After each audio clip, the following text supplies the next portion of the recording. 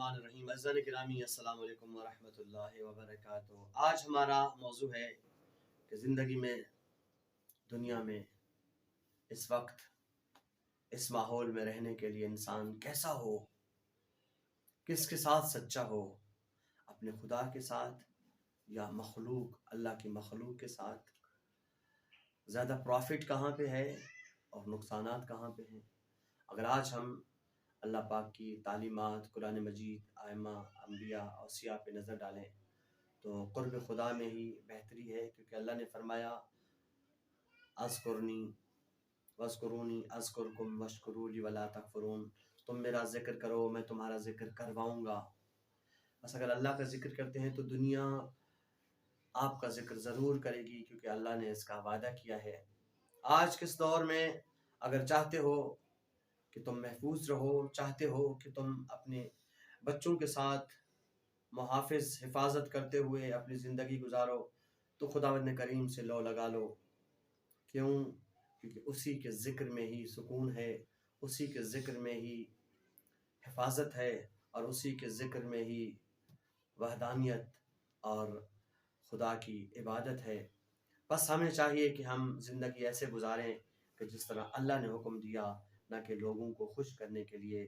پوری زندگی میں کسی کے ساتھ اگر بہترین چلوں، ایک یا دو دفعہ اگر اس کے ساتھ میں چل نہ سکا تو وہ کہے گا دنیا کا بدترین انسان یہی ہے۔ مگر اللہ کے پاس ہر چیز کا حساب ہے۔ میرا خدا تمہاری نیکی کو ضائع نہیں کرتا۔ یہ جو فرشتے بیٹھے ہوئے ہیں، جب ہم نیکی کا ارادہ کرتے ہیں تو اللہ حکم دیتا ہے کرامن کاتبین کو کہ ان کی نیکی کے حکم پہ ہی ان کی نیکی لکھ لیا کرو، اور جب نیکی کی طرف بڑھیں تو تم نیکیاں لکھتے جاؤ، اور جب نیکی کریں تو اس نیکی کو دگنا کر کے لکھنا ہے میرے کریم رب۔ اور اس فرشتے کو حکم ہے کہ جب بندہ گناہ کا ارادہ کرے تو تم لکھنا نہیں، جب گناہ کے لیے جانے لگے تو لکھنا نہیں، جب وہ گناہ کرنے لگے تب بھی لکھنا نہیں، شاید نہ کرے، اور جب گناہ کر کے ختم کر کے جانے لگے تب بھی نہیں لکھنا۔ اللہ اکبر۔ مولا اللہ پھر کب لکھوں؟ کہا رات کو سوتے وقت، شاید وہ مجھ سے معافی مانگ لے۔ رات کو وہ بندہ جب سو جاتا ہے اور نیند آ جاتی ہے، فرشتہ کہتا ہے اللہ پاک وہ تو سو گیا، اس نے تو اپنے اس گناہ کو یاد ہی نہیں کیا، اور وہ اس وقت خواب غفلت میں سویا ہوا ہے۔ تو اللہ کہتا ہے لکھو، مگر صرف ایک گناہ لکھنا۔ اللہ اس پہ بھی راضی نہیں ہوتا، مگر وہ اللہ عادل ہے، انصاف کرتا ہے۔ بس سفر سے پہلے سفر کے ساتھیوں کو دیکھ لو، کہیں سکونت اختیار کرنے سے پہلے پڑوسیوں کو جانچ لو کہ آج کے دور میں تمہارے پڑوسی کیسے ہیں، ان کے ساتھ رہو۔ سفر کر رہے ہو، مسافرت کیسی ہے یہ دیکھ لیا کرو۔ بس ایسے مالدار کی صحبت سے پرہیز کرو جس کے مال نے اسے سرکش بنا دیا ہو۔ آج کس دور میں امیر، وہ امیر کے جو امیر زادے جو دین و اسلام سے بالکل غافل ہیں، ایسے لوگوں کے پیچھے ہم بچپن سے سنتے آ رہے ہیں۔ چھوٹے تھے کہتے ہیں نہ امیر کی دوستی اچھی، نہ امیر کی دشمنی اچھی، نہ امیر کے زیادہ آگے چلو، نہ امیر کے پیچھے چلو، کیونکہ دونوں صورتوں میں نقصان ہے۔ بس ایسے امیر سے کہ جو سرکش ہو، ایسا امیر کہ جسے دولت نے بدحواس بنا دیا ہو۔ بس کمزور کا یہی بس چلتا ہے کہ وہ ہمیشہ انسان، کمزور انسان کے اوپر ہی ظلم کرتا ہے، ورنہ کبھی وہ کمزوروں کے اوپر ظلم۔ بس غضب میں آنے والے شخص سے ہٹ دھرمی نہ کرو، اس لیے کہ ہٹ دھرمی اسے مزید غصہ دلائے گی۔ ایک شخص میرے سامنے غصے میں کھڑا ہوا ہے، آج کا دور ہے 90% لوگ غصے میں رہتے ہیں، اور میں اسے اور ہی غصہ دلانا شروع کر دوں، اگنور کرو۔ مولا فرماتا ہے اگر کوئی غصے میں آپ کے سامنے شخص کھڑا ہے تو اس سے اگنور کرو، اس سے دور ہو جاؤ، اس سے باتیں مت کرو۔ جب وہ ٹھنڈا ہو جائے تو اسی بات کو اس کو بہترین طریقے سے سمجھاؤ۔ صلح صفائی عیبوں کے ڈھانپنے کا ذریعہ ہے۔ جب تم صلح کر لیتے ہو یا کچھ لوگوں میں صلح کروا دیتے ہو تو پھر عیب چھپ جاتے ہیں، لیکن جب لڑائی ہوتی ہے تو پھر عیب عیاں ہوتے ہیں، ظاہر ہوتے ہیں۔ وہ آپ کے بیان کرے گا عیب، آپ ان کے عیب بیان کرو گے، دنیا میں دونوں کو رسوائی پیدا ہوگی۔ بس دو آدمیوں کے درمیان صلح کرا دینا 1 سال کے نماز روزے سے افضل ہے۔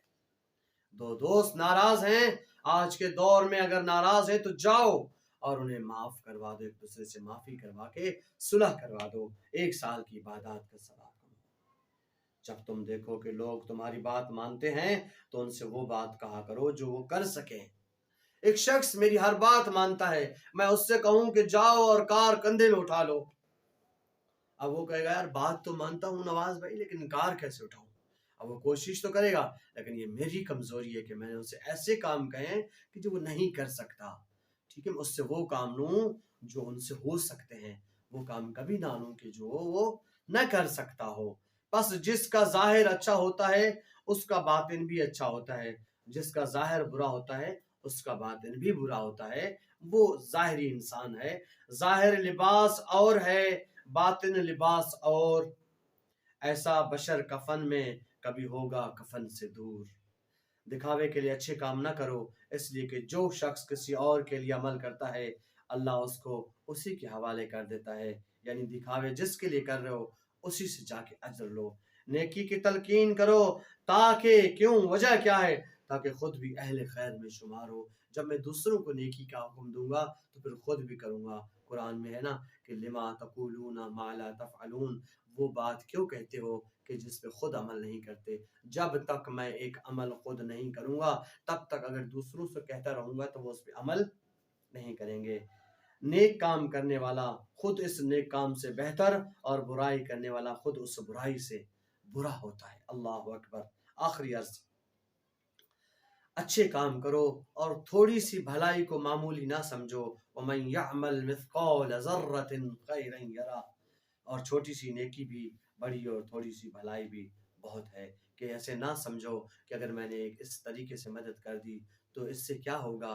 خدا کے ہاں تمہارا خلوص عمل جاتا ہے، خدا کے ہاں ہماری نیتیں جاتی ہیں، خدا کے ہمیں پیسوں کی اللہ کو ضرورت نہیں، ہمارے مال و ملکیت کی اللہ کو ضرورت نہیں، ہمارے سجدوں اور عبادات کی اللہ کو ضرورت نہیں، ہمارے خلوص کی عبادت 2 رکعت نماز بھی اگر قبول ہو گئی تو کافی ہے۔ جو عمل تقوی کے ساتھ انجام دیا جائے وہ تھوڑا نہیں سمجھا جا سکتا، اور مقبول ہونے والا تھوڑا عمل ہی ہو سکتا ہے کہ تقوی کے ساتھ ہو، خوف کے ساتھ ہو۔